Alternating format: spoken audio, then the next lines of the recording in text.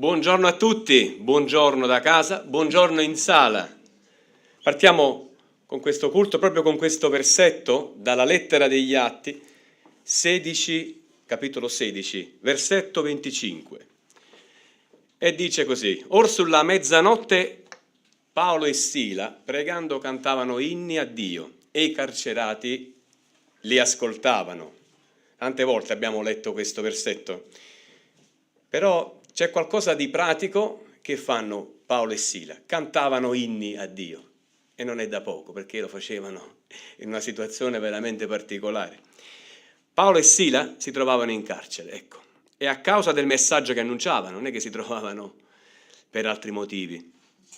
Quindi anche se vogliamo mettere tra virgolette un'ingiustizia, trovarsi in carcere solo perché annunciavano che Gesù è il Salvatore.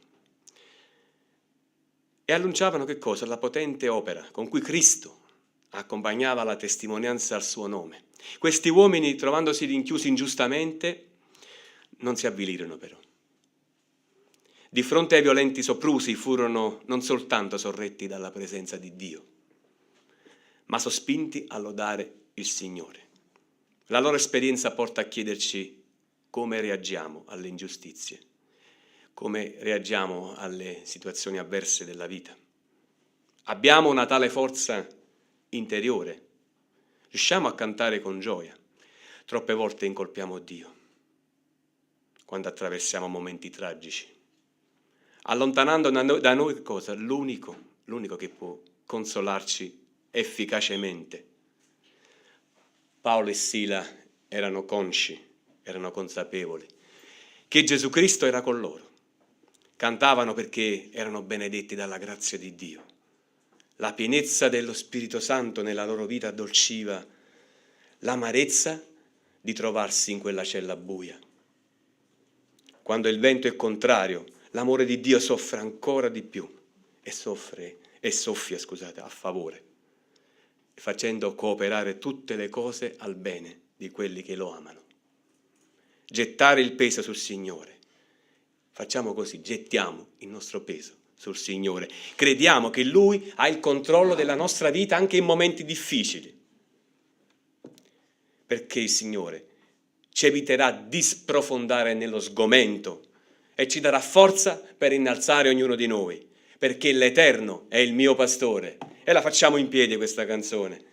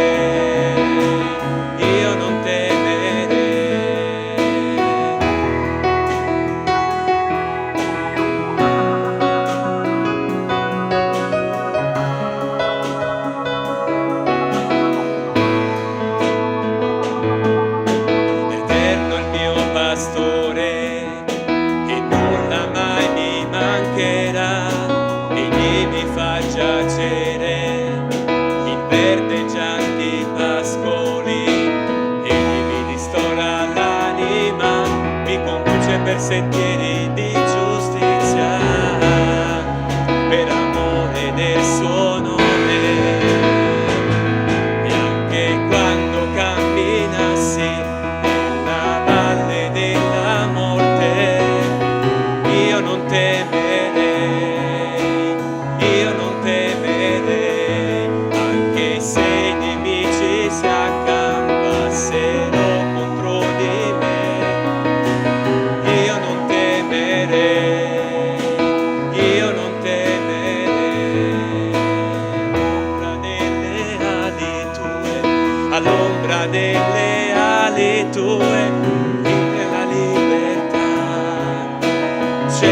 libertà, all'ombra delle ali tue, all'ombra delle ali tue, c'è la libertà, c'è la libertà.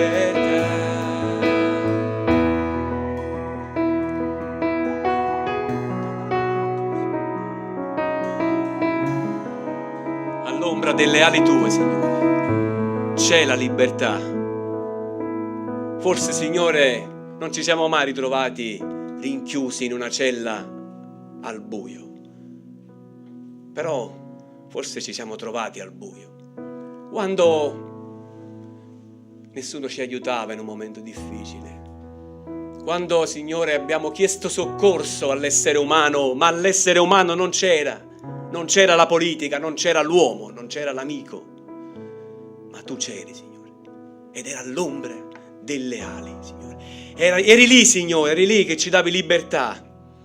Ci davi libertà perché tu sei l'eterno pastore, Signore. Tu sei la nostra protezione, così come sentivano Paolo e Sila in carcere. In qualche momento della nostra vita abbiamo sicuramente sentito, e se non l'abbiamo fatto, aiutaci, Signore, a sentire la tua presenza sempre, Signore. Lode e gloria al tuo nome. Amen. Dalla lettera agli Ebrei, al capitolo 12, al versetto 28, l'autore, ispirato dallo Spirito Santo, dice: perciò, ricevendo un regno che non può essere scosso, siamo riconoscenti e offriamo a Dio che cosa? Un culto gradito, dice, con riverenza e timore. Amen. Dio è un rifugio sicuro. È il titolo del commento che ho messo. Spesso assistiamo a eventi tragici, quale la morte, distruzione, disastri naturali. Noi abbiamo anche visto nelle Marche cosa è successo. Tutto ciò porta a considerare la dolorosa instabilità terrena. C'è instabilità su questa terra. La terra è fragile. I progetti che facciamo a volte sono fugaci. Le cose che più amiamo, che più custodiamo, possono essere spazzate via in qualsiasi momento. Su questa terra tutto è precario, ricordatevi questo. Ma quanti hanno riposto la loro fede in Cristo? Quanti hanno il privilegio di condividere un fondamento stabile, eternamente sicuro? Egli è la roccia dei secoli, inamovibile, incrollabile, su cui possiamo restare saldi. Abbiamo un Redentore immutabile. Gesù Cristo è lo stesso di ieri, oggi e in eterno. Niente e nessuno possono portarci via l'immensa ricchezza che abbiamo ricevuto in Cristo. Stai edificando il tuo futuro sulla stabilità della sua parola, lasciando che la parola regni nel tuo cuore. Non limitarti ad aggrapparti a Cristo unicamente nelle tempeste della vita, ma deve essere un generico appoggio. Poni stabilmente il Signore sul trono del tuo cuore, quale sovrano della tua intera esistenza. Il Signore è tutto quello che abbiamo. Sei di più, Signore. Sei di più, Signore, di tutto quello che abbiamo su questa terra. Sei tutto. Cantiamo questo canto.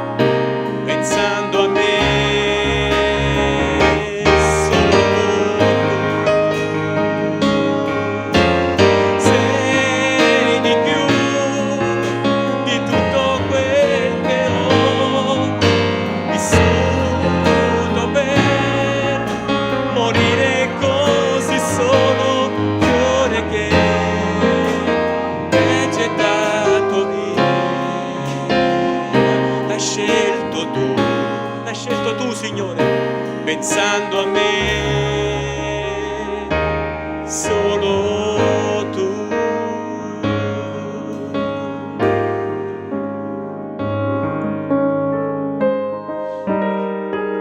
Cosa vuoi cantare? Cosa vuoi pregare adesso, in questo momento, al Signore? Cosa vuoi dire al Signore? Prego.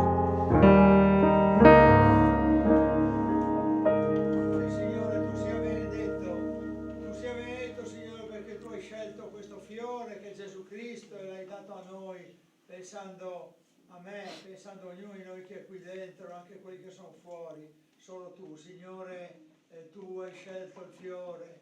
Sia benedetto il tuo nome, Signore, perché il fiore prezioso di Gesù Cristo è venuto al mondo, è salito al cielo e tornerà nella gloria per giudicare i vivi e i morti, un regno senza fine, Signore. Amen. Amen. Sì, Padre nostro, Dio nostro, grazie che sei un Dio che ci libera e che ci dà vita e che ci parla e ci spiega le cose che ci sono nella Bibbia. Grazie Dio che tu hai fatto tutto questo per avere una relazione personale con noi, perché noi impariamo a seguirti, Signore, non soltanto ad avere una vita con te, ma anche una vita per te, Signore. Grazie che sei un Dio meraviglioso, paziente. Aiutaci ad essere pazienti come tu lo sei con noi. Aiutaci ad amare come tu ci ami. Aiutaci ad essere pronti ad aiutarci come tu vuoi aiutarci. Amen.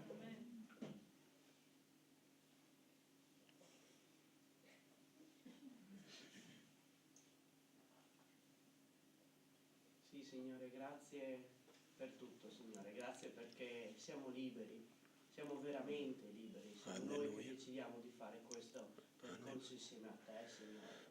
Ci hai dato la serenità, ci hai fatto capire che apparteniamo al tuo immenso piano di salvezza, Padre. Che meraviglia essere tuoi figli, Signore.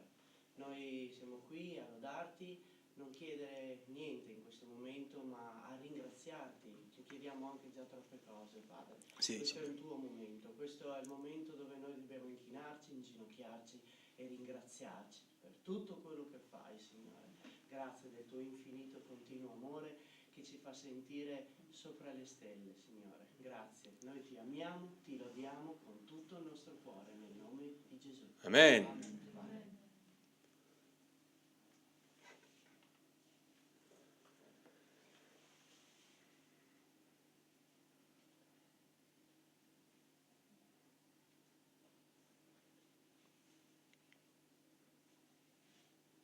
Grazie Signore per il tuo infinito amore, grazie per il tuo potente piano, grazie perché ci hai fatto passare da una situazione tragica, di condanna eterna, a una situazione idilliaca di vicinanza a te ora e per l'eternità, Signore. Grazie perché sei qui in mezzo a noi, grazie perché ci rendi partecipe della tua volontà, ci rendi, Signore, partecipi anche di adorarti in questo momento, di celebrarti per quello che hai fatto per noi. Grazie perché nelle difficoltà ci guidi, ci ammaestri, ci dai la tua saggezza per riuscire a passare appunto in alcune difficoltà. Grazie perché non ci hai abbandonato. Signore, tu non hai lanciato i dadi tanto tempo fa e poi hai visto cosa succedeva, ma invece, Signore, hai un piano preciso sia per tutta l'umanità ma anche per ognuno di noi. Signore, grazie per questo. E Signore, veramente ti chiedo, Signore, di guardare quello che hai fatto tu per noi, soprattutto anche quando eri presente in mezzo a noi nel tuo ministero terreno, e guardarti e dirti, facciamo anche noi così, Signore, imitiamo quello come parlavi, sì, imitiamo sì. cosa facevi, imitiamo il tuo atteggiamento, Signore, e imitiamo anche tutte le parole che hai dato agli apostoli che sono state scritte poi nel Nuovo Testamento, Signore. Veramente fai sì che possiamo imitarti in tutto quello che hai fatto, in modo tale che possiamo servirti e adorarti nel giusto modo, nel tuo santo nome. Amen. Amen.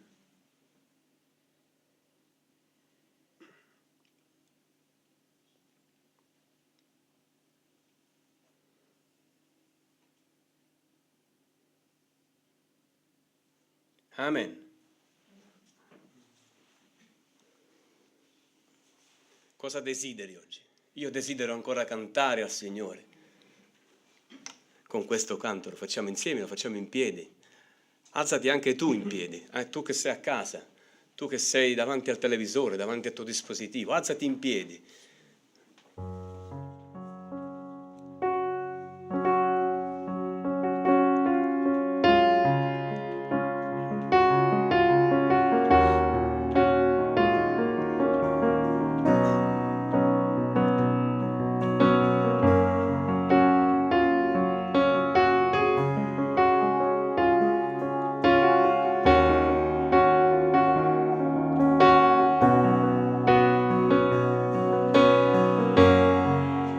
Penso al tuo amore per me, quando penso alla grazia mostrata,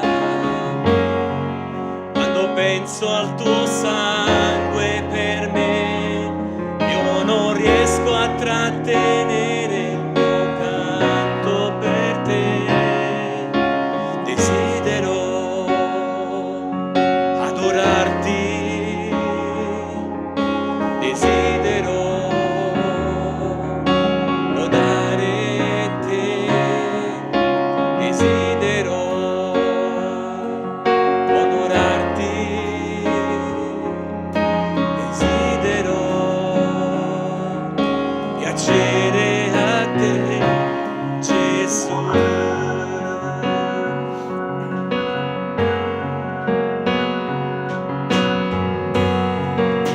Penso al tuo amore per me, quando penso alla grazia mostrata, quando penso al tuo sangue per me, io non riesco a trattenere il mio santo per te. Desidero adorarti. Desidero lodare te, desidero onorarti, desidero piacere a te, Gesù.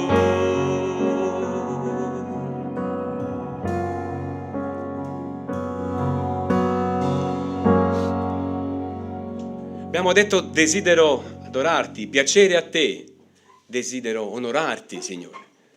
Come desideri in questo preciso istante onorare il Signore? Hai qualche testimonianza, qualche versetto? Ti è successo qualcosa questa settimana? Anche a te da casa, lasciaci un versetto nei commenti di YouTube. Dopo chiedo ai ragazzi, te lo leggiamo in diretta. Avete qualcosa che è successo? Qualcosa, ecco, chi viene dall'Inghilterra qui, per esempio.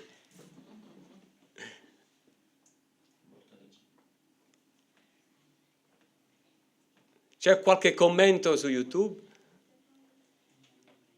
Nessuno vuole dire qualcosa al Signore? Allora io Vito. desidero ringraziare il Signore perché quando gli chiedo di benedire il gruppo di lavoro di Gideons c'è puntualmente una risposta. E anche questa settimana ho telefonato ad alcuni pastori che ci hanno invitato nella loro comunità a presentare l'opera. Noi andiamo a presentare l'opera non perché vogliamo fare turismo culturale nelle chiese, ma perché vogliamo sollecitare persone ad entrare nell'opera e soprattutto a pregare. Abbiamo anche delle piccole urgenze economiche, però la preghiera è quella che chiediamo sempre ai pastori delle varie comunità. E appunto, avendo avuto due risposte da due pastori, io lodo il Signore per queste risposte e desidero anche chiedere a voi preghiere per l'opera di Gideons International in Europa, nel mondo, in Italia soprattutto, Cancello soprattutto, per noi è importante il campo di Udine, perché comincia a essere anche un campo dove i Gedeoni hanno un'età, insomma, io e Gianni siamo più giovani, quindi voi avete un'idea. Quindi abbiamo bisogno di forze, però noi sappiamo che chi confida nell'Eterno le forze le trova, e noi sappiamo che il Signore assiste. Ma rispondendo alla tua domanda, ecco, desidero lodare Dio perché nel campo sta seminando e noi gli stiamo dando una mano. Grazie, grazie. Preghiamo per i Gideons International.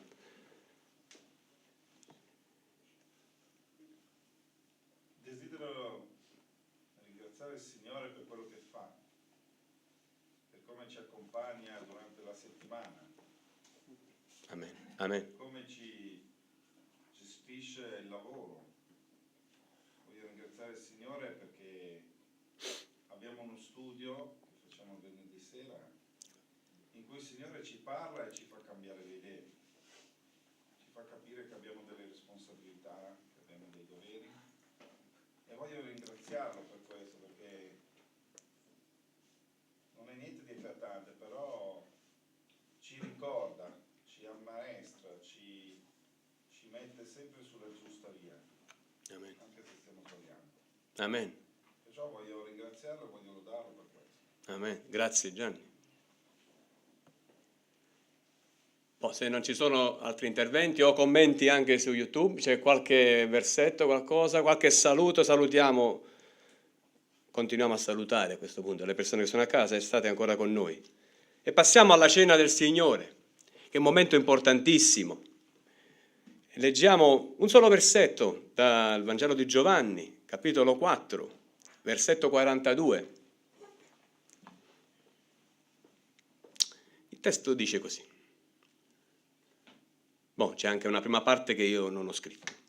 E dicevano alla donna: non è più a motivo di quel che tu ci hai detto che crediamo, perché abbiamo udito da noi e sappiamo che questi è veramente il Salvatore del mondo. Ti avranno parlato di un Dio che ancora oggi può fare cose grandi in favore di chi lo cerca con fede e lo invoca di vero cuore. È la stessa testimonianza che udirono i concittadini della donna samaritana, la quale, avendo sentito parlare Gesù ed avendo compreso che era il Messia, raccontò a tutti di lui. Che cosa fecero costoro? Andarono dal Signore e lo invitarono, gli fecero domande, attesero delle risposte. Il risultato fu che quegli uomini, colpiti dalle sue parole, realizzarono anche loro che Gesù era il Messia, cioè il Salvatore del mondo. Se finora hai udito qualche parente, qualche amico che ti ha parlato di Gesù, è tempo che tu verifichi la verità di questo messaggio. È importante che tu lo faccia. Perché non rivolgerti adesso direttamente al Signore? Perché non lo puoi fare adesso? Prova a pregare. Prova a dire queste parole, le ha proprio scritte. Chiedigli di parlarti personalmente, di rivelarsi proprio a te. Ascoltalo con attenzione mentre parla autorevolmente al tuo cuore e potrai affermare anche tu queste parole. Ora credo perché ho udito la sua voce e le sue parole d'amore per me. Egli è davvero il Salvatore del mondo ed è anche il mio. Non credo più perché me lo dicono gli altri, ma perché anch'io ho incontrato personalmente il Signore. Amen.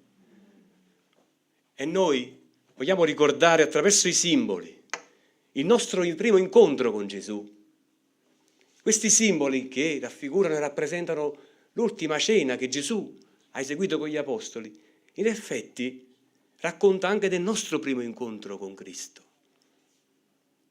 È avvenuto un po' prima, è vero, abbiamo realizzato che Gesù era il nostro Salvatore, abbiamo confessato i nostri peccati, abbiamo dato il nostro cuore a Lui, però è dopo il battesimo che abbiamo preso questo pane e questo vino, Abbiamo realizzato tutta l'opera che il Signore aveva fatto per ognuno di noi. Volevo invitare Gioele, un giovane ragazzo della nostra comunità che si è battezzato da poco, a pregare e a distribuire questi simboli. Prego Gioele, vieni davanti al microfono.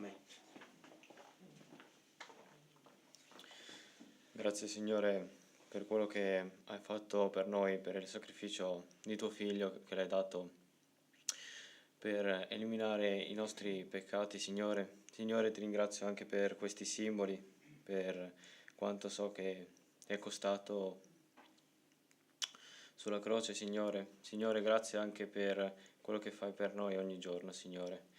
Vorrei anche pregarti per chi non ha ancora accettato te nel suo cuore di aiutarlo a capire che la strada giusta sei tu, Signore, anche in questi momenti difficili che stiamo passando in questo mondo. Signore, io ti ringrazio nel nome di Gesù. Amen. Amen.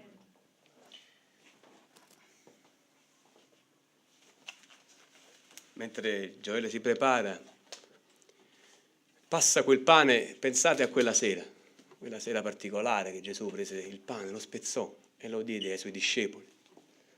Poi alla fine prese il vino e disse: questo è il mio sangue, offerto per tutti, non solo per i presenti.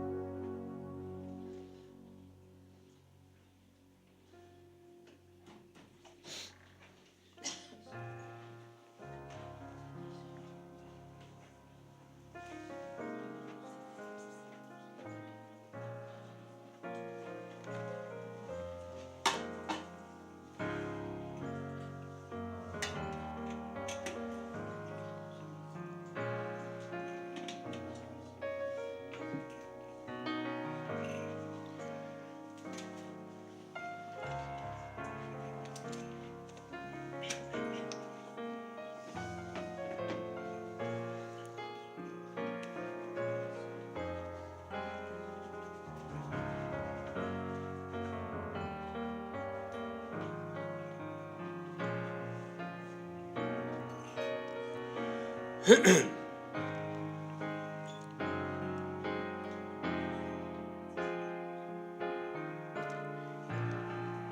un canto che dice, il titolo è Ai piedi della croce.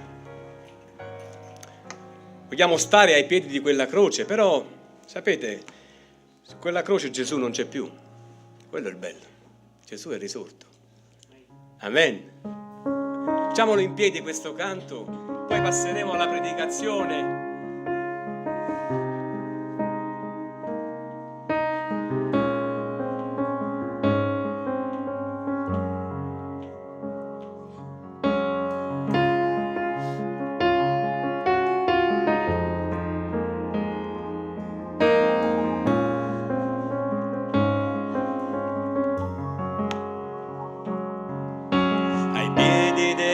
Croce io starò, contemplando la grandezza del tuo amore, prostrandomi ai tuoi piedi adorerò,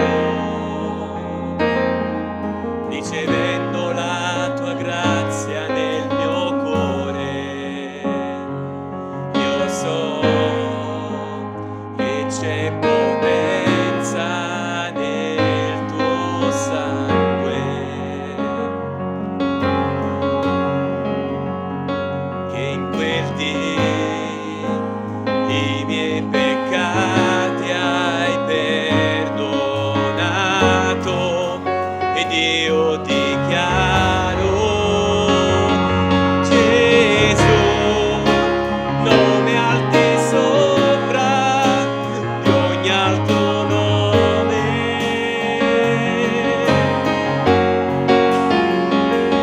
Non c'è nessun altro come il mio Signore, morto per me al posto mio, risuscitò il terzo giorno, alleluia, ritornerà, la sua chiesa rapirà, saremo con lui per l'eternità.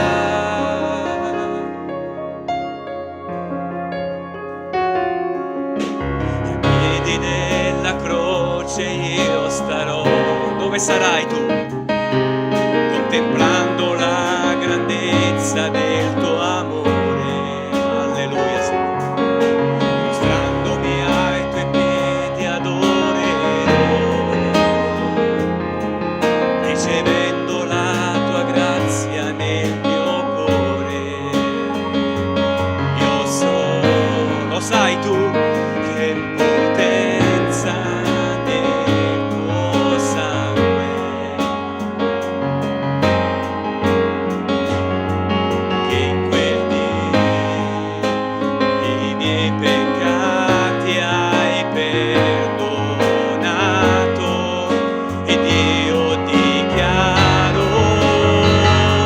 Gesù, nome al di sopra di ogni altro nome.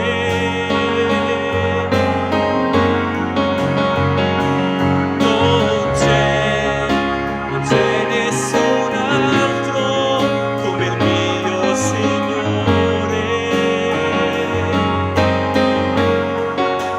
morto per me al posto mio, risuscitò, alleluia, ritornerà, la sua chiesa rapirà, saremo con lui per l'eternità.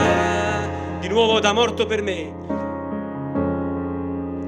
morto per me al posto mio, risuscitò il terzo giorno, alleluia, ritornerà, la sua chiesa rapirà, saremo con lui per l'eternità.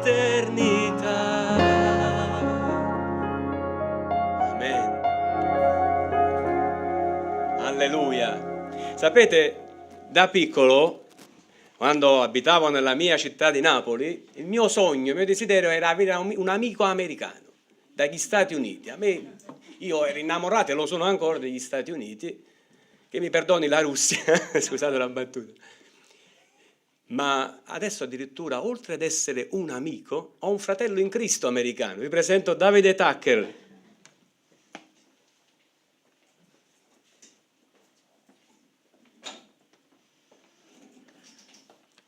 Non so se potrei dire che sono più americano, ormai sono qui da 41 anni e mezzo, più anni qui che là. Diciamo, se dovessi scegliere, guardare diciamo, la mia ex squadra americana, diciamo, di football americano, che all'inizio, quando abitavo a Pordenone, perché eravamo appena sposati, e io anche 2 o 3 della mattina mi alzavo a andare lì, diciamo, per ascoltare in mezzo alla notte la partita di là. Quella era ormai 36 anni fa. Adesso se ho la scelta fra guardare Udinese o guardare, diciamo, la partita di Udinese, non c'è problema, non c'è nemmeno da discutere. La nostra ex vicina di casa a Tredicesimo mi diceva: Davide, tu puoi dirmi che sei americano quanto vuoi, per me tu sei friulano. Sei abituato, inserito nella nostra cultura? Vai a funghi, vai alle partite, mangi quello che mangiamo noi, bevi il vino come beviamo noi, sei più italiano che americano. Non lo so, vediamo, decidete voi, Signore sa. Le cose più importanti sono cittadino del cielo, quella è la cosa più importante. Vorrei ringraziarvi per le vostre preghiere, per la richiede. Dall'ultima volta, quando ho predicato, ho condiviso che lei doveva operarsi il 18 di agosto, si è operato e gli Agorizi hanno levato il seno sinistro dal cancro e sembra che sia tutto contenuto proprio. E dall'ultimo rapporto, abbiamo l'ultimo controllo proprio questo martedì, però sembra che tutto è andato bene e non è passato alle linfonodi. Allora siamo veramente riconoscenti davanti a Dio e vogliamo anche ringraziare per le vostre preghiere. Poi un'ultima notizia, anche, non dico più bello ancora, però per noi che tocca il cuore. La nostra figlia è partita per l'America, l'8, o il 9, è partita per l'America per il 9, per riiniziare i suoi studi, diciamo, ha ancora 2 anni.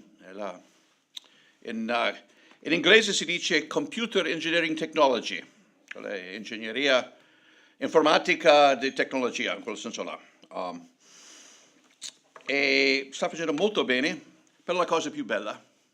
La notte prima di partire il 9, l'8, quella sera, noi non sapevamo fino al 10, ci ha detto. Lei ha abbracciato il Signore, allora lei adesso fa parte del regno. E la cosa meravigliosa è che nel suo tempo con Dio ogni giorno, che legge le scritture, ha già letto, iniziando il 10, quando è arrivato lì in America, dopo il lungo volo, ha già letto Matteo, tutto il libro, Marco, Luca, metà Giovanni. E stiamo parlando di un po' più di 1 mese e mezzo. Mi meraviglia e sono contentissimo. E poi mi fa le domande, diciamo, su WhatsApp video, domande serie e che mi rallegra il cuore proprio. Mi fa rallegrare il cuore. Bene, però vogliamo pregare un momentino, poi iniziamo. Signore nostro Dio, vuoi tu parlare a noi attraverso la tua parola oggi? Vuoi tu usare la tua parola per stuzzicarci, per incoraggiarci, per rimproverarci, per insegnarci quello che hai per noi? Insegnaci, te lo chiediamo nel nome di Gesù. Amen. Oggi, diciamo, è una predicazione, però è più un insegnamento. Però è uno dei passi più importanti che abbiamo nella Bibbia. L'apertura e l'espansione del Vangelo ai gentili. In cui proprio il giorno in cui Dio, per la prima volta, iniziato proprio l'espansione, apertura del Vangelo ai gentili. A noi, io non sono ebreo. La maggior parte di voi, se non tutti di voi, non siete ebrei, vero? C'è qualche ebreo qui? Non vedo nessuno. Questo qui, se non fosse successo, noi non saremmo qui oggi. Avete mai pensato? Bene. Non è proprio da Matteo, inizierò con Matteo, però sarà Atti 10. Però nel Vangelo di Matteo, in capitolo 10, versetti 5 e 6, Gesù disse ai suoi discepoli che sta per mandare in missione e dice a loro: non andate tra i pagani,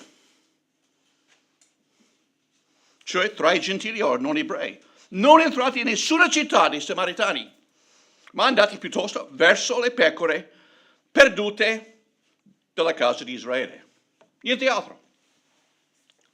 Secondo te, perché Gesù non cercava di evangelizzare i non ebrei, ma soltanto di raggiungere i suoi connazionali ebrei con il suo messaggio? Come mai? Qual era l'atteggiamento degli ebrei verso gli altri che non erano i loro connazionali dell'etnia ebrea? Qual era il loro atteggiamento verso di loro? Loro avevano una parola particolare per quelle persone. Goyim, l'ebraico, che letteralmente significa non ebrei, ma in realtà gli ebrei li consideravano cani. Noi siamo il popolo eletto e loro sono cani. Allora riflettiamo un momentino. Se Gesù avesse cercato di iniziare la sua Chiesa, includendo i gentili, secondo te gli ebrei avrebbero mai accettato il suo messaggio del Vangelo per far parte della sua Chiesa? Gli ebrei non mescolavano mai con i gentili, perché li consideravano impuri, da tenere lontano. Se Gesù avesse iniziato la sua Chiesa evangelizzando sin dall'inizio i gentili, gli ebrei sarebbero rimasti offesi. Sociologicamente ostacolati dall'ascoltare il suo messaggio, da far parte della sua Chiesa. Loro non volevano contaminarsi con queste persone non ebrei, nemmeno per sogno.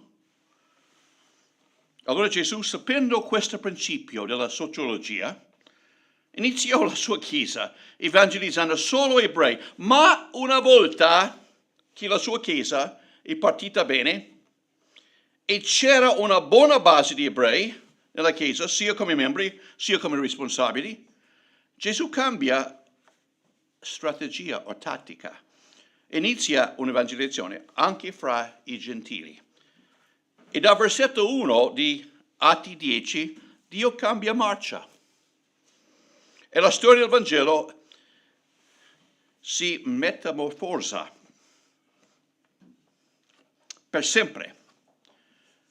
Questo passo che stiamo per studiare oggi è così importante nella storia della Chiesa proprio perché registra per noi il momento particolare, quando per la prima volta Dio interviene e apre il Vangelo ai gentili, cioè ai non ebrei. Andiamo a scoprire questa svolta radicale. La prima parte del capitolo 10 vorrei intitolare La rivelazione di Dio ricevuto da Cornelio, i primi 8 versetti. Allora, vi era in Cesarea un uomo di nome Cornelio, centurione della corte detta italica. Questo uomo era pio, timorato di Dio, con tutta la sua famiglia. Faceva molte elemosine al popolo e pregava Dio assiduamente. Egli vide chiaramente in visione, verso l'ora nona del giorno, un angelo di Dio che entrò da lui e gli disse: Cornelio. Egli, guardando fisso e preso da spavento, rispose: Che c'è, Signore? E l'angelo gli disse: le tue preghiere, le tue elemosine sono salite come una ricordanza davanti a Dio. E ora manda degli uomini a Ioppe e fa venire un certo Simone, detto anche Pietro. Egli è ospite di un tale Simone, congittore di pelle, e la sua casa è vicino al mare. Appena l'angelo che gli parlava se ne fu andato, Cornelio chiamò 2 dei suoi domestici e un pio soldato fra i suoi attendenti, e dopo aver raccontato loro ogni cosa, li mandò a Ioppe. Per poter comprendere meglio questo testo, cerchiamo di rispondere a qualche domanda. Chi era questo personaggio? Cornelio. E cosa sappiamo di lui? Dal testo impariamo che Cornelio era un centurione, cioè un soldato, ufficiale militare che comandava 100 soldati sotto di lui. Era della corte detta italica e probabilmente era un romano di nazionalità, probabilmente. Era un gentile e non ebreo, quello è sicuro. Era anche un uomo pio e timorato da Dio. Una cosa veramente rara fra i soldati romani. Anche fra i militari, io posso dirvi, io sono stato nel militare 3 anni, trovare proprio un ufficiale, un uomo pio e timorato di Dio è molto raro fra gli ufficiali di qualunque militare. Era un uomo benestante, con una grande casa. Era un uomo che aveva una grande compassione per gli ebrei poveri. Faceva molte elemosine per aiutare loro. Poi era un uomo di preghiera e pregava Dio assiduamente. Che uomo che abbiamo, questo Cornelio. E dove è successa questa rivelazione a Cornelio? È successo a Cesarea, sulla costa mediterranea. Avete una cosa là che potete mettere, diciamo, questa carta geografica? Potete vedere, diciamo, proprio Cesarea, proprio lì, dove proprio accanto a quella parola mediterranea, proprio a destra. Cesarea era una città costruita, diciamo, da Erode il Grande. E al tempo di Cristo era una città molto importante, il centro del governo romano in Palestina, dove il governatore romano aveva la sua residenza e dove risiedeva la corte italica. E la città dove l'Apostolo Paolo veniva tenuto come prigioniero per qualche anno prima di essere mandato a Roma per apparire davanti al tribunale di Cesare. E anche la città dove abitava una certa evangelista di nome Filippo, con la sua famiglia. E che cosa venne rivelato a Cornelio da Dio quel giorno? Cornelio stava pregando e verso l'ora 15, il 3 del pomeriggio, riceve a sorpresa un visitatore in veste risplendente che lo chiama per nome. Cornelio! Pietrificato di spavento e non sapendo la sua intenzione rispose: ma cosa c'è, Signore? Poi l'angelo subito lo tranquillizza dicendogli: senti Cornelio, le tue preghiere, le tue elemosine sono state ascoltate e osservate da Dio. E poi gli dà delle istruzioni su cosa che deve fare. Manda degli uomini alla città di Ioppe, alla casa di un certo Simone, un conciatore di pelle, che abita in una casa sul mare, dove sta un certo ospite, anche di nome Simone, di sopranome Pietro, e fallo venire qui da te a casa tua. Egli ti condividerà un messaggio per mezzo del quale tu sarai salvato, cioè tu e la casa tua, la tua famiglia. E Cornelio, come un buon soldato, dopo che ha avuto dall'angelo delle istruzioni su cosa fare, subito le mette in pratica, chiamando 2 dei suoi servi e un pio soldato che lo attendeva. e spiegandogli tutto a loro, li manda a Ioppe per convincere Pietro di tornare con loro. Ma cosa possiamo imparare da questo evento speciale per applicare alla nostra vita di oggi? Una cosa è che Dio sa ogni cosa di noi, dove siamo in ogni momento della nostra vita e le cose che stiamo facendo in ogni momento della nostra vita. Niente è nascosto dai suoi occhi, niente. Non viene detto qui, ma la mia forte impressione è che Dio farebbe qualunque cosa necessario per farci conoscerlo personalmente. Dio si interessa di questo. Dio qualche volta, un'altra cosa che impariamo, Dio qualche volta rivela nella forma di una visione, di un sogno, certe cose a certe persone. Di quello che io riesco a capire dalle scritture, se dovesse succedere nella vita di un credente, succede piuttosto raramente nella sua vita. Non capita nella vita della stragrande maggioranza dei credenti, e non credenti ovviamente, e se dovesse capitare è per rivelare qualcosa particolare, per guidare la vita di una persona. Ma non è mai un'esperienza da essere cercato. Se Dio dà, va bene. Ma se io sto cercando un sogno, una rivelazione, potrebbe succedere che io ho una rivelazione, ma non da Dio, dal maligno. Nella mia vita personale Dio mi ha parlato alcune volte nella vita. Non tante volte, ma alcune volte sì. Ma una rivelazione del genere che è successo a Cornelio, o qui, o a Pietro dopo, che vedremo tra poco, è successo una volta sola nella mia vita. Fino adesso è successo a me a Ravenna, per mezzo di un sogno. Era giovane nella fede, non nella fede, come vita missionaria, era qui da circa un anno e un quarto in Italia.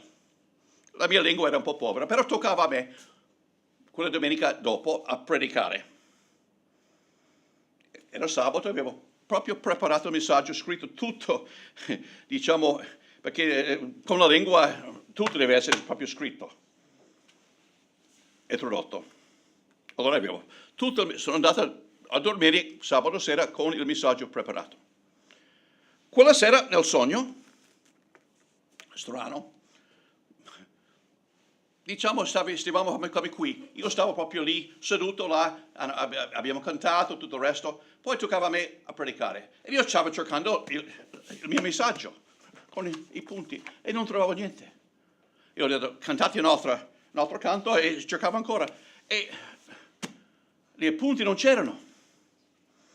Mi sono spaventato nel sogno.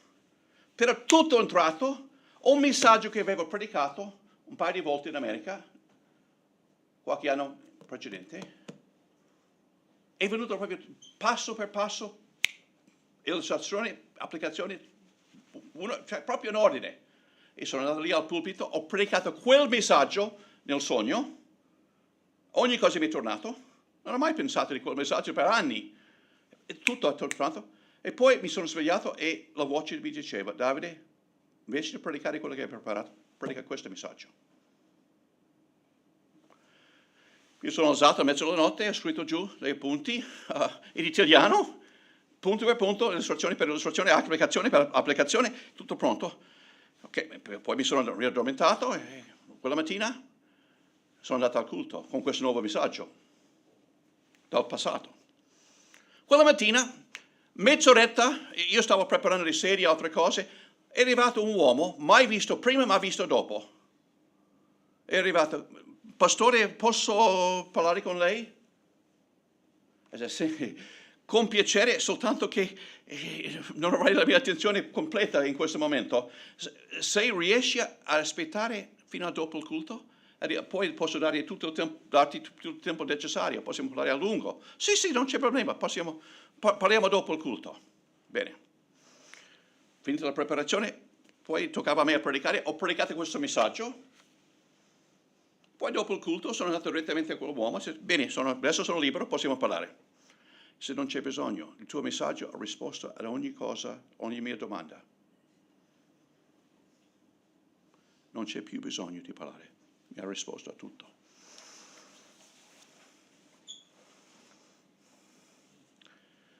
Mai successo a me una cosa del genere prima, mai successo dopo. E mai visto quell'uomo di nuovo. Però è una cosa, non posso negare, era da Dio, un sogno proprio da Lui, per quell'uomo, quel giorno. Ma attenzione, se mai qualcuno ti dice, Dio mi ha rivelato questo messaggio per te, stai in guardia. Non è che Dio non può rivelare un messaggio ad un altro per te, ma se Egli vuole comunicare qualcosa a te, perché non dice direttamente a te? Per me, messaggi del genere sono pericolosi e quasi sempre non da Dio, ma dall'altra parte. State molto attenti. Mio zio mi ha detto una volta, un messaggio che Dio mi ha rivelato che Davide tu non devi andare in Italia. Io ho detto, zio mi dispiace, Dio mi ha detto di andare. Gli anziani della mia chiesa sono anche d'accordo, mi mandano, io vado. 20 anni dopo dice, Davide ti ha dato proprio quel dono, sì, meno male che sei andato.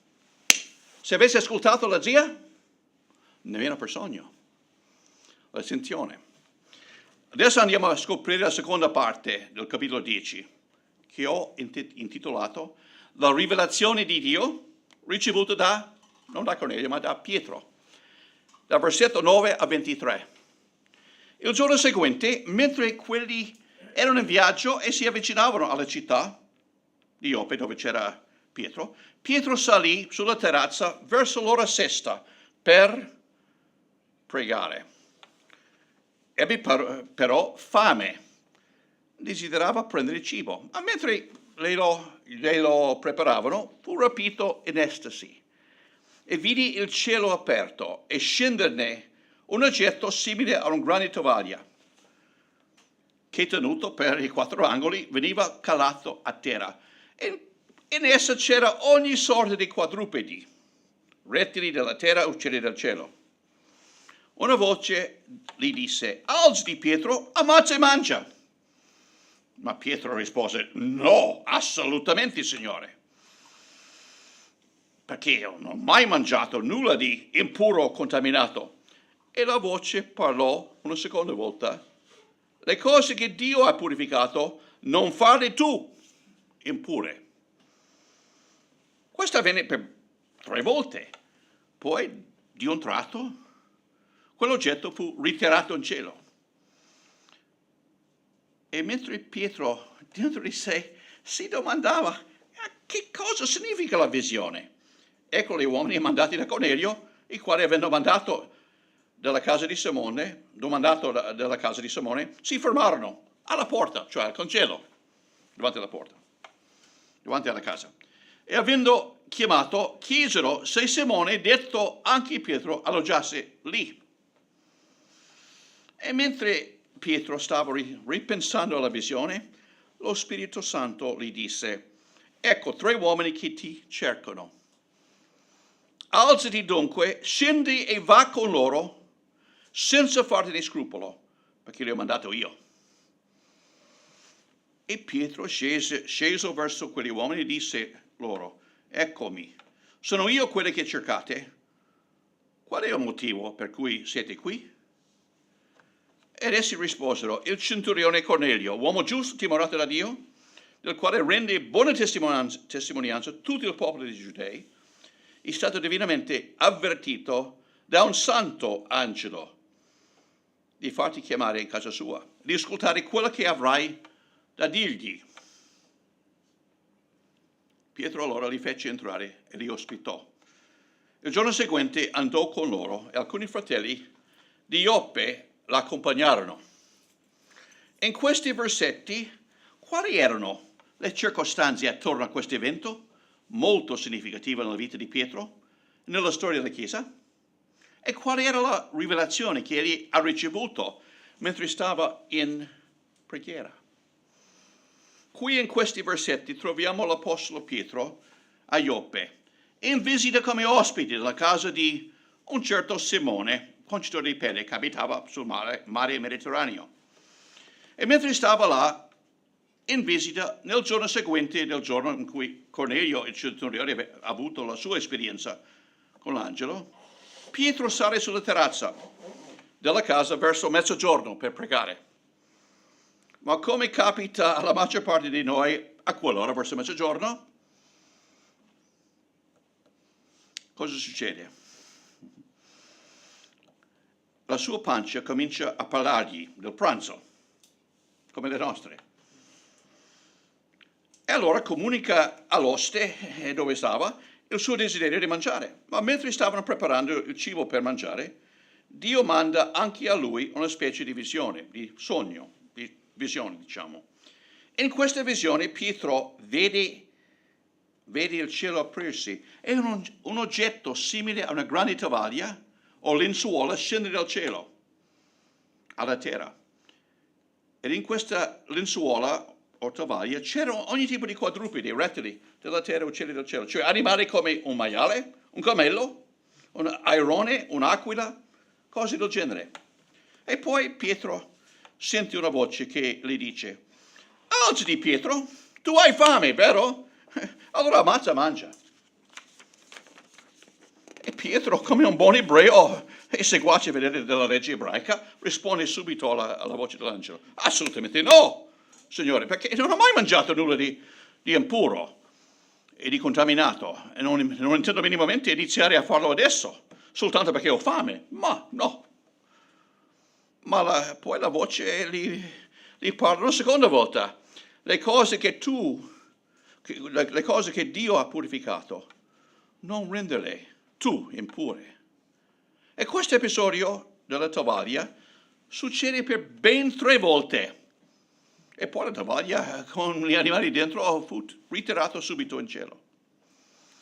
E Pietro, tornato in sé, cominciava a chiedersi quale significato potesse avere questa strana visione che aveva visto. E proprio in quel momento gli uomini mandati da Cornelio arrivano e si fermarono davanti al cancello della casa e gridando ad alta voce, chiedendo se un certo Simone, detto anche Pietro, alloggiasse in questa casa, lì in quella casa. E mentre Pietro stava riflettendo sulla visione appena ricevuto, lo Spirito Santo gli parla dicendo: ecco 3 uomini che ti cercano, si trovano davanti al cancello, allora alzati, scendi, vai con loro, senza farti di scrupolo, perché li ho mandati io stesso. E Pietro, scendendo dalla terrazza verso quegli uomini, parla a loro dicendo: sono io la persona che cercate. Per quale motivo siete venuti qui a cercarmi? Allora subito rispondendo: questo centurione Cornelio, un uomo giusto, timorato da Dio e apprezzato da tutto il popolo dei Giudei a Cesarea, mentre stava in preghiera è stato visitato da un angelo, mandatogli da Dio, che gli ha parlato e gli ha dato le istruzioni di mandarci qui per pregarti di venire a casa sua per ascoltare quello che avrai da dirgli. E quando Pietro sente questa spiegazione, li fa entrare nella casa sua e offre loro l'ospitalità. Poi il giorno seguente egli si alza e va con loro accompagnato da alcuni fratelli ebrei di Ioppe. Ma qual è il significato del messaggio che Dio vuole comunicare a Pietro in questa visione? Abbiamo sentito la visione, ma qual è il significato? Per Pietro il significato non è immediatamente chiaro, ma per noi, con il senno in poi, riusciamo a comprenderlo. Per Pietro, un ebreo praticante della legge, tutte le persone gentili, non ebrei, erano considerati impure, contaminate, e perciò da tenersi lontano, di non avere contatto con loro, per non contaminarsi e restare impuro anche lui. Questo significa significava ovviamente che per Pietro che il Vangelo non veniva predicato mai ai gentili. Però adesso che c'era una bella base di persone ebrei nella Chiesa che si erano convertite, Dio vuole aprire il Vangelo ai gentili, alle persone non ebrei. Vuole cambiare strategia. Ovviamente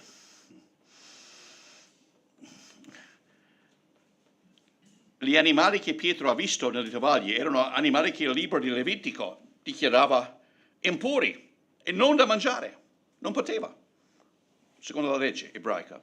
E giustamente Pietro era buon ebreo, osservatore della legge ebraica, non aveva mai mangiato la carne di uno di questi animali. E nella visione Dio vuole comunicare a Pietro che la legge che lui ha conosciuto e sempre osservato sta per essere cambiata. In modo particolare questi animali impuri nella legge rappresentano figurativamente le persone non ebrei. E Dio gli stava comunicando che le persone che Dio ha purificato, anche se sono gentili e non ebrei, lui non dovrebbe mai più considerarli o trattarli come persone impure o contaminate. E proprio in quell'istante, quando termina la visione, lasciando Pietro perplesso, arrivano questi uomini gentili davanti al cancello della casa. E subito lo Spirito Santo li parla dicendo: ecco, 3 uomini che ti cercano. Alzati dunque, scendi e vai con loro senza fartene scrupolo, perché li ho mandato io. Immaginiamoci la sorpresa di Pietro quando scende e trova 3 uomini gentili, non ebrei, davanti al cancello, che lo cercano per nome. Pietro cosa farà? Lo Spirito Santo gli ha appena ordinato, comandato di andare con loro senza farsene scrupolo, rivelando a lui che lui stesso li aveva mandato là. Se Gesù è il suo Signore, non ha scelta. Deve ubbidire all'ordine di Dio.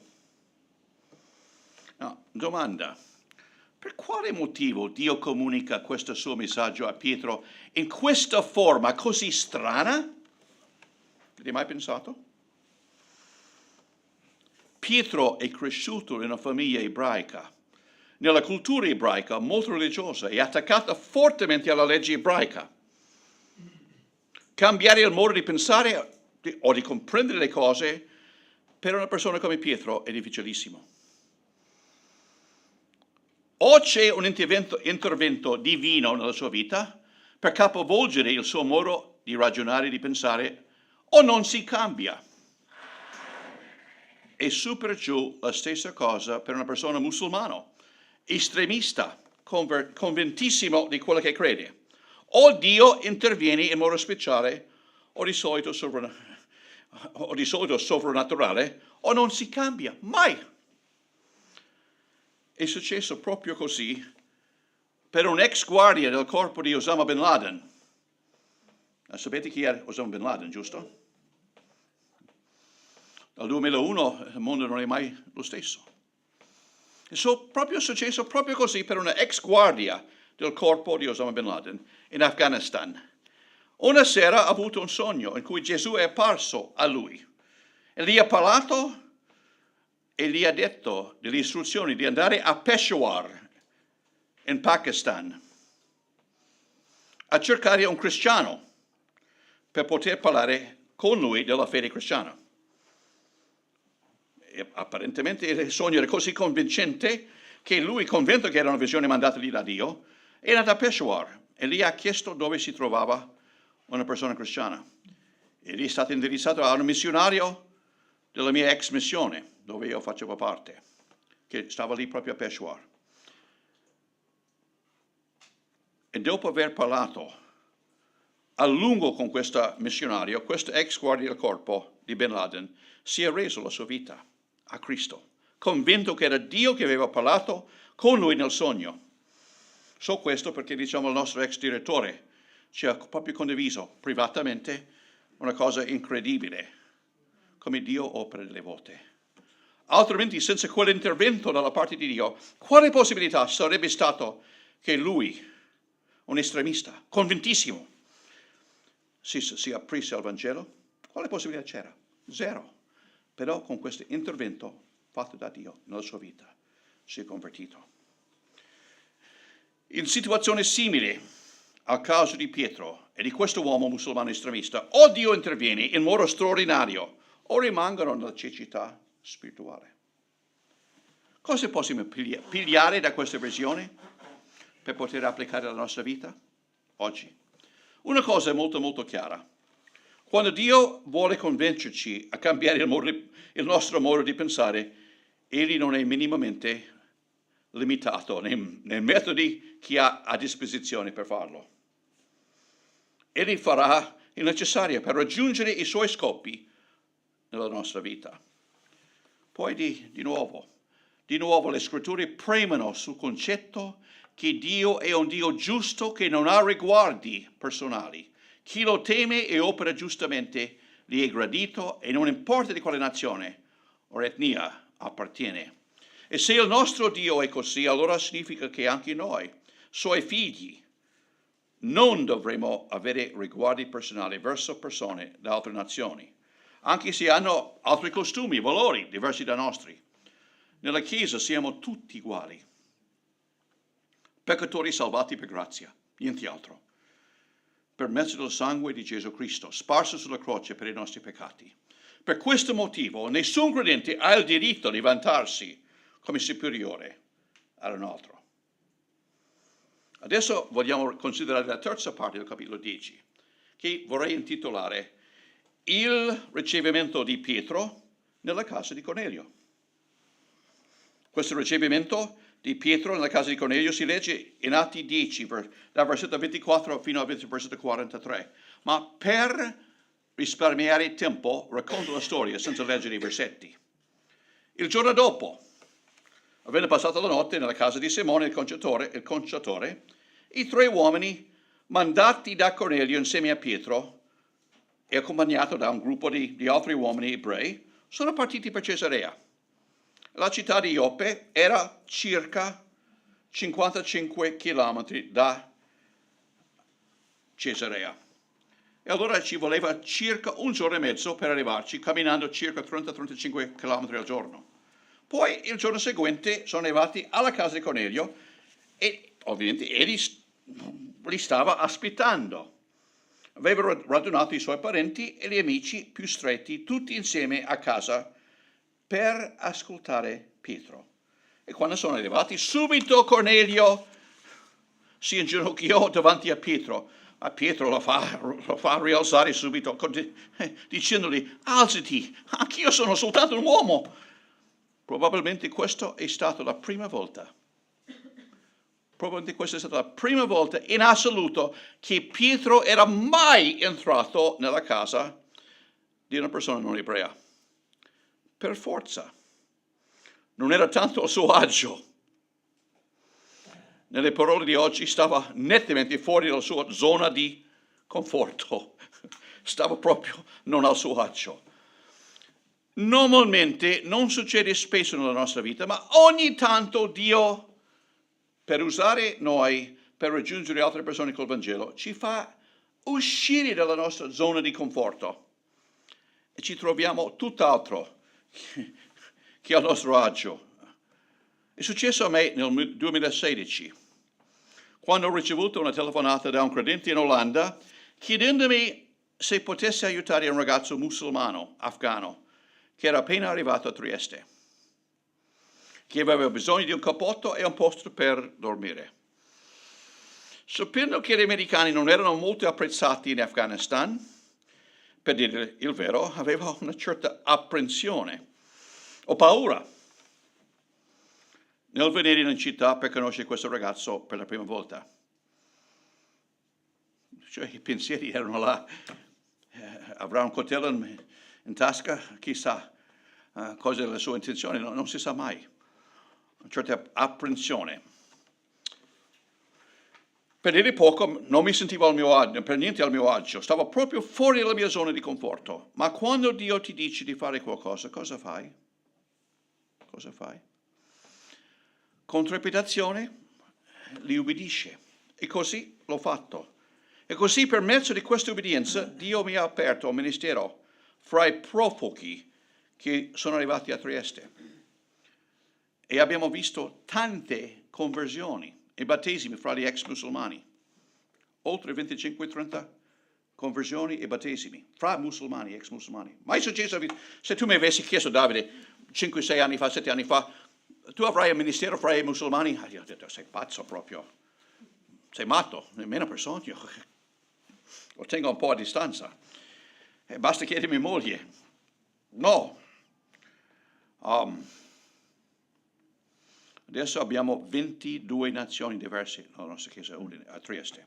Oltre 100 persone, però 22 nazioni rappresentate. Interessante. Da Pakistan, da Afghanistan, da Iran, Iraq,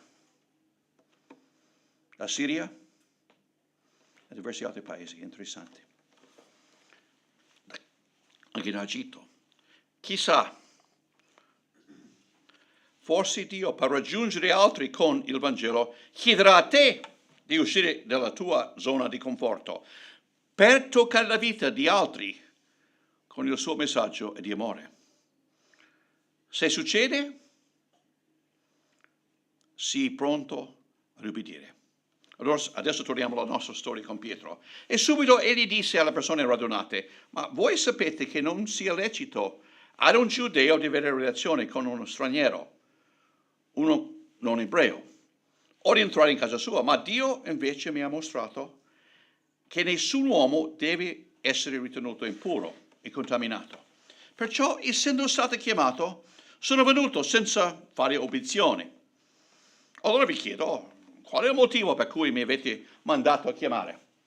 E subito Cornelio comincia a spiegare a Pietro il suo motivo per averlo chiamato. Circa 4 giorni fa stavo pregando in casa mia verso le ore 15 del pomeriggio e quando tutto ad un tratto un uomo in vesti risplendenti mi si presentò davanti a me e mi dice: Cornelio, la tua preghiera è stata esaudita. Le tue elemosine sono state ricordate davanti a Dio. Perciò manda dunque qualcuno a Ioppe e fa venire un certo Simone, detto anche Pietro.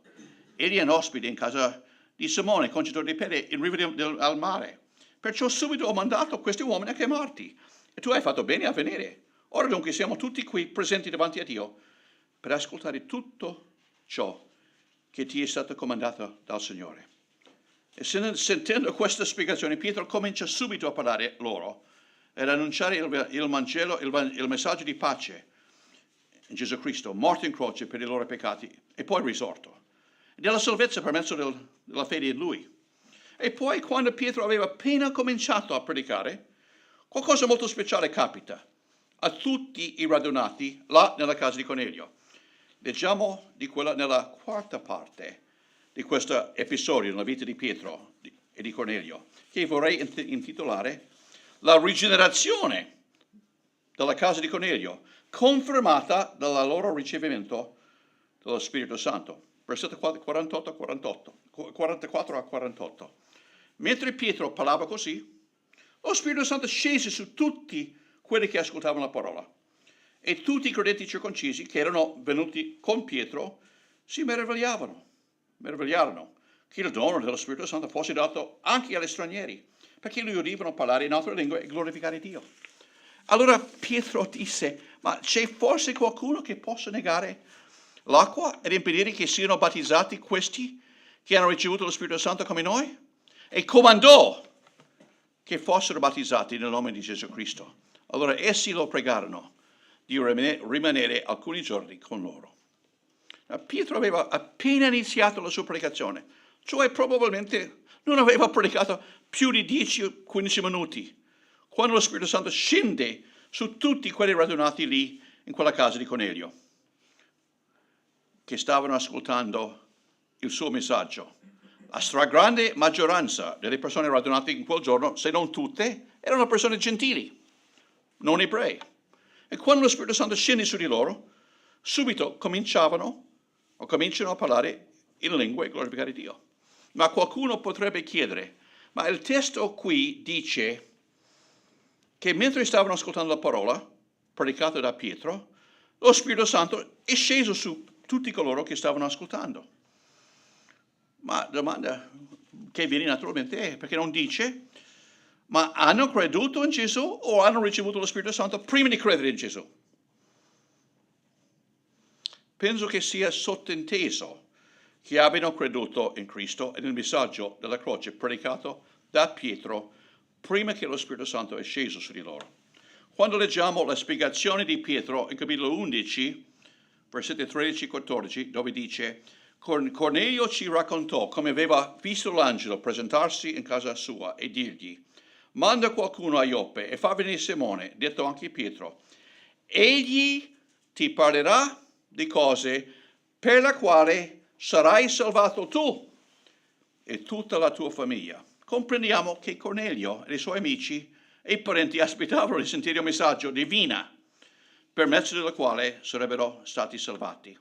Il fatto che c'era anche un angelo coinvolto dall'inizio della faccenda preparava già i loro cuori di credere subito in quello che stava per sentire. E così è successo. Loro, ascoltando il messaggio della salvezza in Cristo, hanno subito creduto in esso e poi lo Spirito Santo è sceso su tutti loro. Dal testo sorge un'altra domanda. Quando una persona si converte a Cristo e nasce di nuovo, riceve lo Spirito Santo subito, prima del battesimo in acqua o dopo il battesimo in acqua?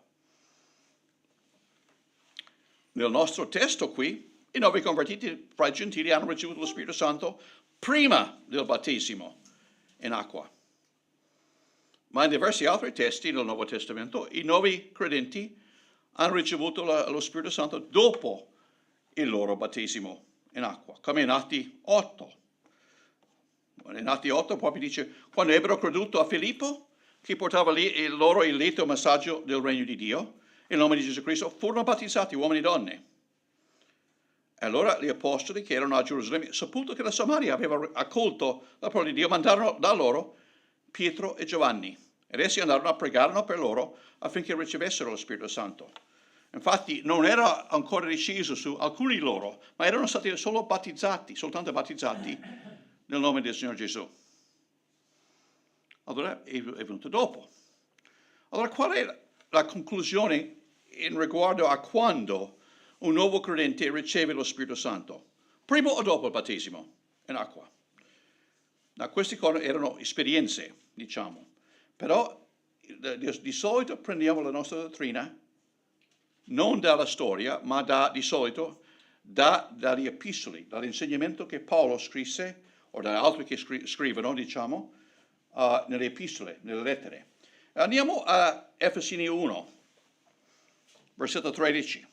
In versetto 1, 13, Efesini dice: in lui, cioè in Gesù, voi pure, dopo aver ascoltato la parola della verità, il Vangelo della vostra salvezza, avendo creduto in lui, avete ricevuto il sigillo dello Spirito Santo che era stato promesso.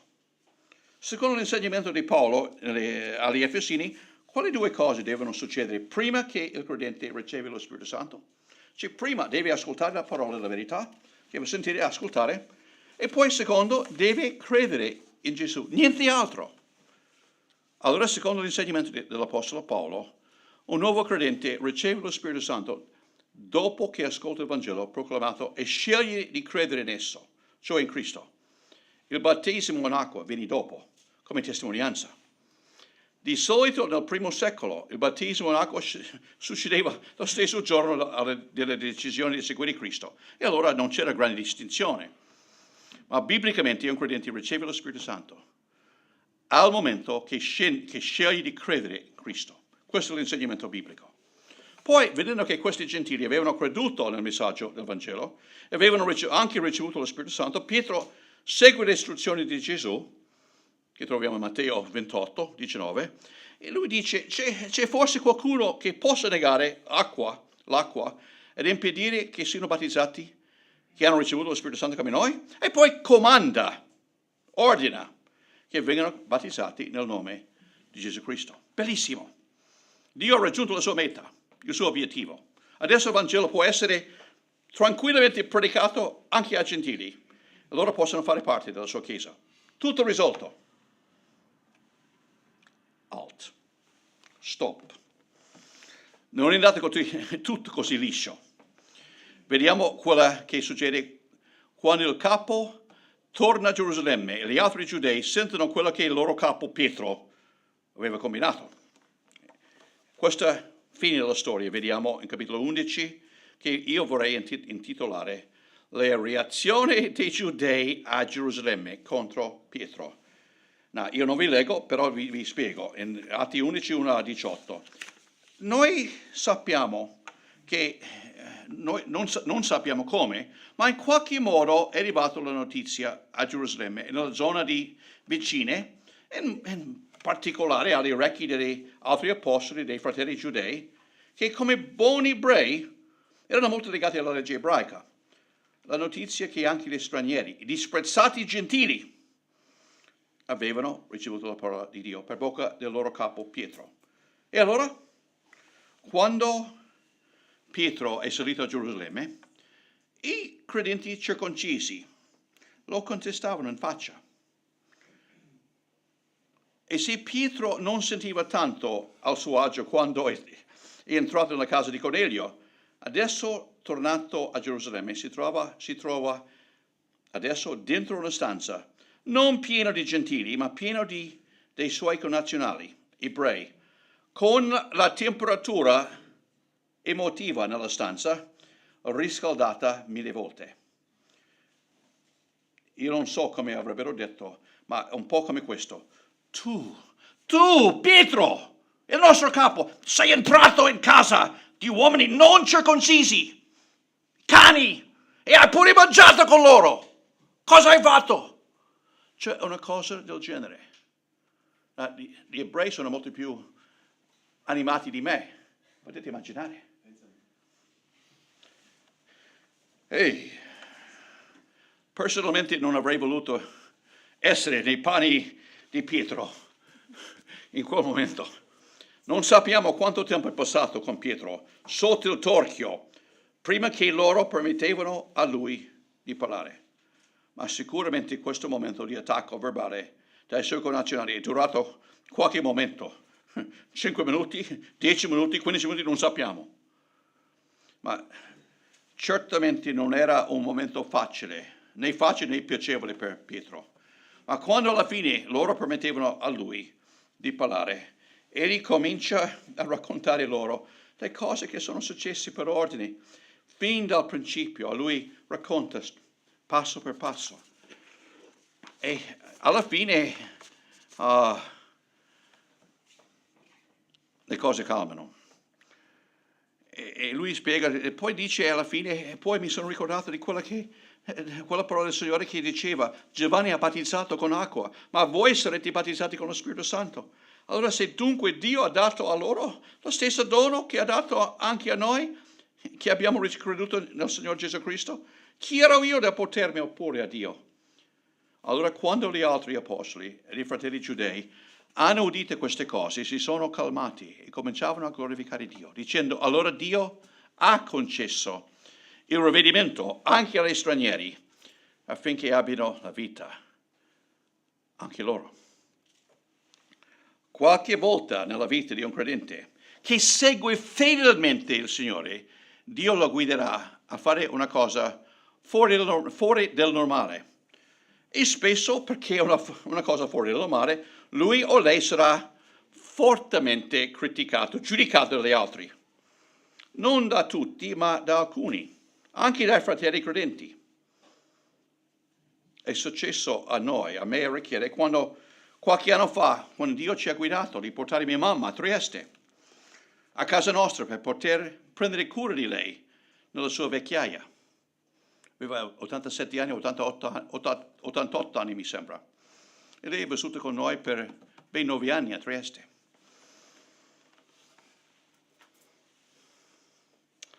Non potete immaginare le critiche che ci sono piombate addosso.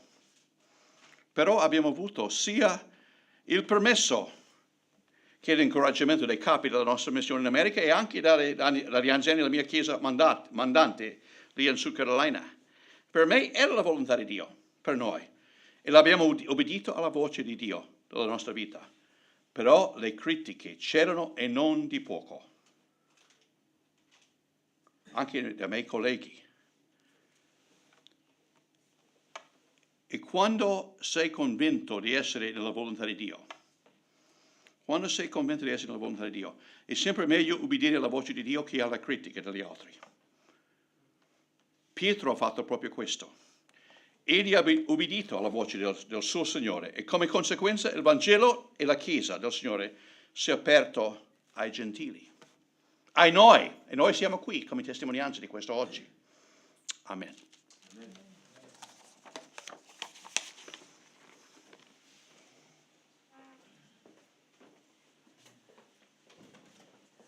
Grazie Davide, grazie per la parola, grazie al Signore che ti ha messo nel cuore questa parola. Bene, abbiamo capito tante cose oggi. Le rivelazioni, sì, a volte possiamo anche riceverle nei sogni, però abbiamo un amico che si chiama Gesù Cristo, possiamo chiedere direttamente a Lui quale amico in Cristo abbiamo. E infatti questo canto dice proprio questo.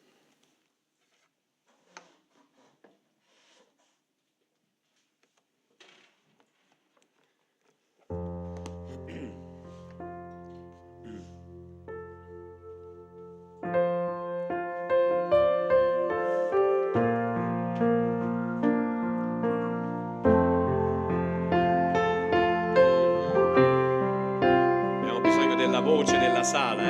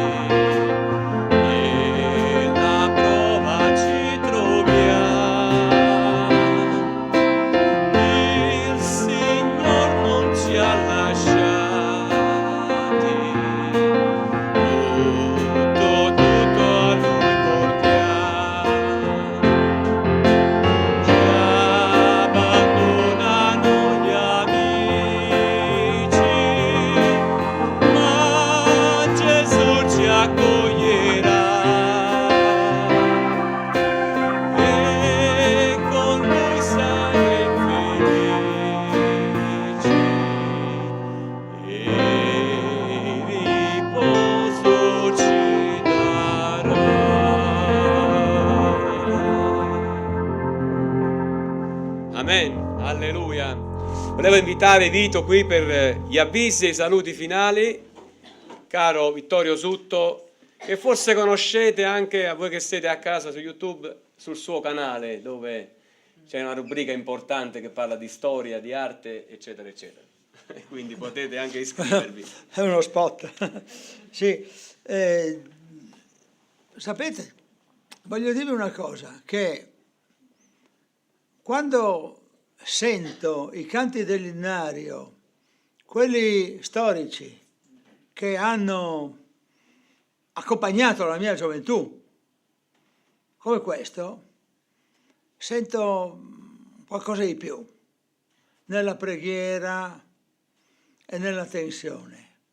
Ora non voglio dire che i canti nuovi che abbiamo scoperto in tempo di pandemia, quando non si poteva toccare la carta, non avessero la loro componente relazionale col Signore, ma vi voglio proprio comunicare la mia gioia nel sentire alcuni canti che voglio definire storici.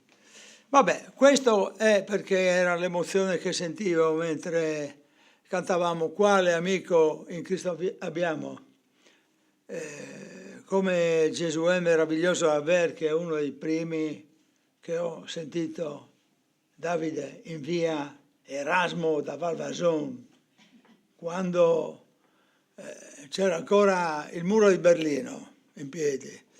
E quindi vi comunico questo mio stato d'animo. Peraltro voglio ricordarvi che nell'appuntamento di Koinonia di venerdì, cioè dell'altro giorno, ci siamo anche domandati qual è la posizione del cristiano che è cittadino. E abbiamo risolto il problema comprendendo che il cristiano è cittadino e il cittadino è anche un elettore. Siamo stati assolutamente attenti a non dare indicazioni di voto, perché il cristiano non fa questo, però siamo stati attenti ad indicarci che è un diritto o dovere del cristiano partecipare alle consultazioni elettorali. E quindi vi ricordiamo che oggi è una giornata importante in questo senso. Non vi dirò in quale direzione dovete andare, ma vi dirò che nella direzione del seggio, secondo quello che capisco io dalla scrittura, dovreste andare. E quindi ancora una volta Koinonia, l'incontro del venerdì, ha dimostrato la praticità del messaggio. Cioè noi non facciamo soltanto degli studi teorici, teologici, ma facciamo anche degli incontri molto pratici. E quindi vi invitiamo al prossimo incontro di Koinonia. Vi invitiamo anche al prossimo incontro di preghiera, coloro che possono, qui siamo un numero più ristretto, io, Ima e pochi altri, ci troviamo il lunedì mattina, ma se qualcuno il lunedì mattina si collega è benvenuto alle 10, facciamo questo incontro di preghiera. Quindi ci troviamo ancora con le altre attività di chiesa. Che cosa ho dimenticato? Salvatore, Silvano, gruppo giovani, altre attività. Incontro del Signore non c'è ancora. Gruppo giovani, avete qualche novità da darci? Per il momento nessuna. E allora ci possiamo lasciare con un saluto che proviene da vicino, dall'isola di Man, che è molto vicino, anche se sembra assolutamente lontano. E poi un saluto che proviene ancora più da vicino, se vorrà, da Isola del Gran Sasso. Quindi le due isole parlino, se vogliono naturalmente, non so. Ma noi ci vediamo comunque ancora una domenica. Sì. Rimaniamo qua, che in realtà partiamo proprio la domenica prossima. E niente, ciao. E quindi benvenuti. Mi piace essere a casa. Benvenuti, lo diciamo subito, prima di dimenticarci eventualmente domenica prossima, un saluto a tutti i fratelli dell'isola di Man Tantissimo dai Ripamonti, da Jonathan, e particolarmente alle famiglie Ripamonti allargate. Adriana, hai qualche notizia di Isola del Gran Sasso? Notizia no, ma sono felicissima di essere qui, di vedervi e di vedere che state bene. E incoraggio come di solito ai giovani andare ai campi. Questo Avete sentito tutti? tipo di ritiro Sì. che si fa permette un contatto diverso con Dio e fa scattare tante cose nel nostro cuore che forse sono lì ma non escono. Vi incoraggio per il campo d'inverno e bene, sono contentissima, ci vediamo la domenica prossima. Bene, grazie. Allora ci lasciamo con una preghiera.